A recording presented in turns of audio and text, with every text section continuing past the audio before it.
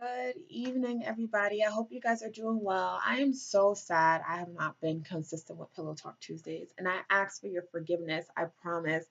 I am just in this odd transition, and that's still no excuse, but where I'm just trying to figure out a healthy balance because I know there's no way of giving 100% of yourself to everything in your life.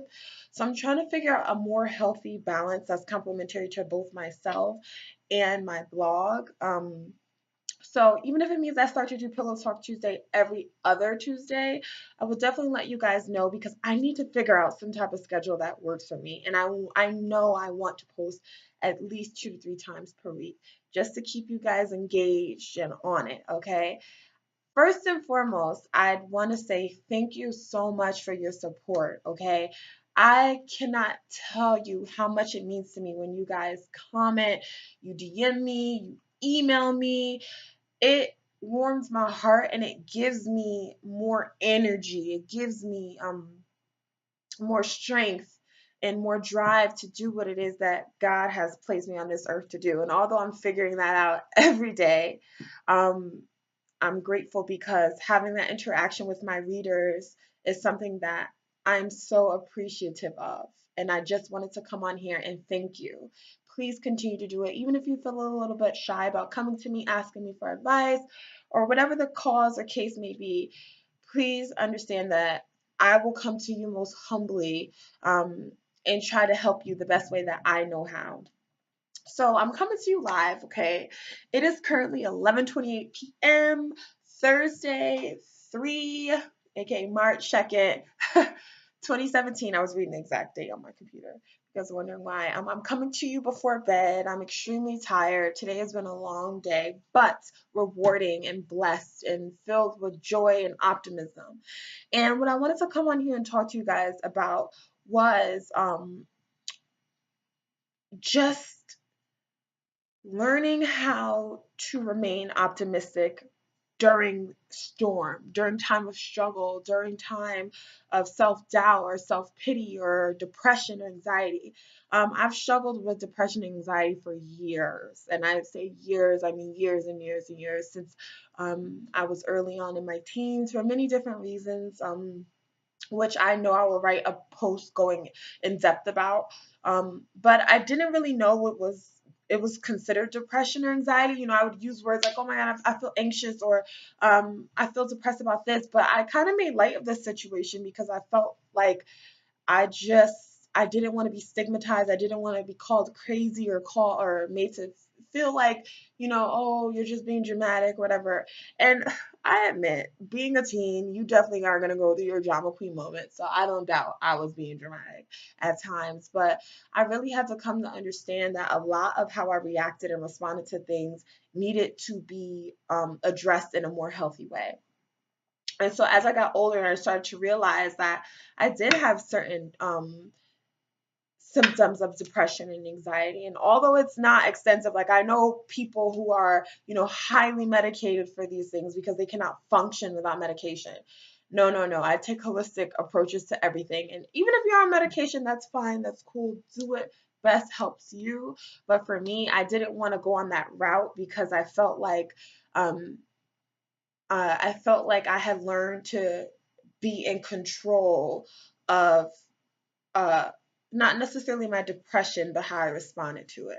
So whenever I found myself starting to go into a depression state of mind, I would change my eating habits. I would drink more water. I would try to sleep more, rest more. And although I couldn't really determine how long I would feel that way, I started to understand that the more I attended to myself, the more I started to comfort and nurture myself, the less depressed I would be, and the better I was able to bounce back. And with the help from especially my mom and my sister, I can't thank them enough. But with their love and support, I definitely have come a long way.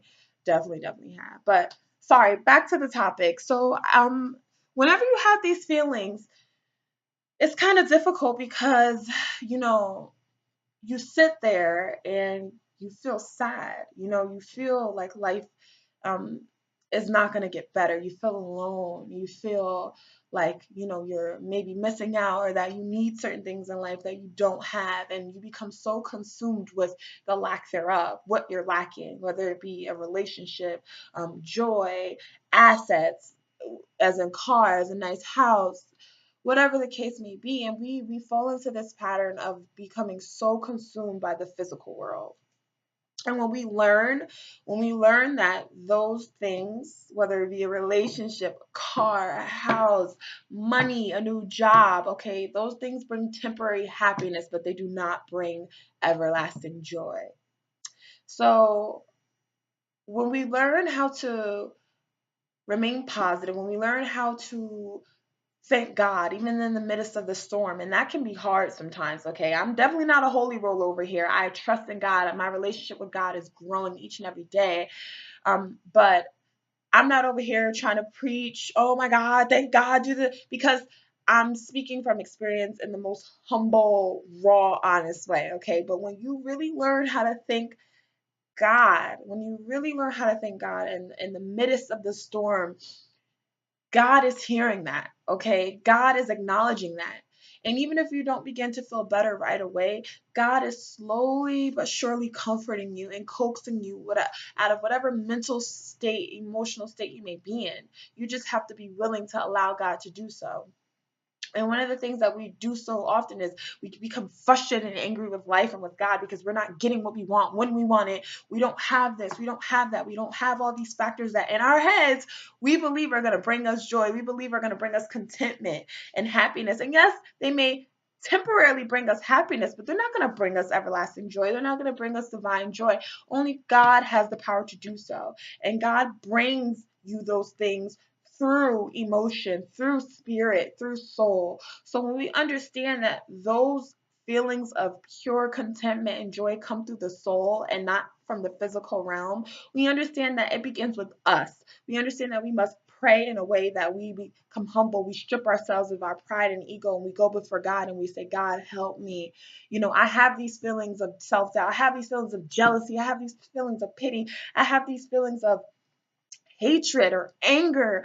I have these feelings of where I hold grudges, where I walk around bitter and slandering people. Okay, we have to go before God and be 100% honest. God already knows, regardless if we admit it or not. But when God sees our efforts, when He sees that, you know what, this woman or this man really is not uh trying to control life, but learning how to come to me, learning how to trust in me, learning how to allow me to guide them. I will come and I will bless them abundantly when it's time for them to be blessed abundantly. God always blesses us with each day, that we wake up, with each day that we have the opportunity to grow and be a better person. But when we understand that trusting in God in our hardest moments, when we don't have anything, in our most humbling moments, God is so grateful and appreciative for the praise and the acknowledgement. And a lot of things that I've learned over the years is, I can take control over certain aspects of my life. I have the ability to control my perspectives, to have better control over my emotions and thoughts and actions. But I cannot control certain feelings that arise. And in order to control my thoughts, actions, and emotions, I have to understand those feelings. I have to process them. I have to acknowledge them, and I have to bring them to God. That's how I'm able to control them. I myself don't have the capability of controlling them alone.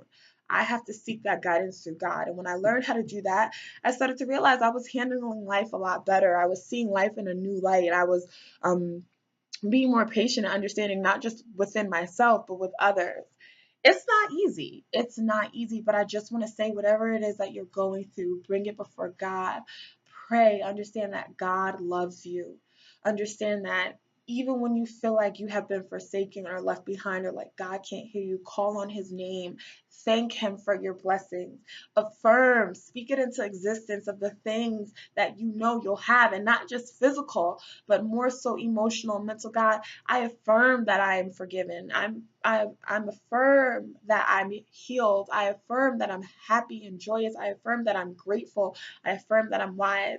Come before God wholeheartedly. pure and honest. Okay, we all have the ability to return back to our pure state and know that God will guide you through whatever it is. So, you guys have a wonderful night, and I hope to see you guys next week.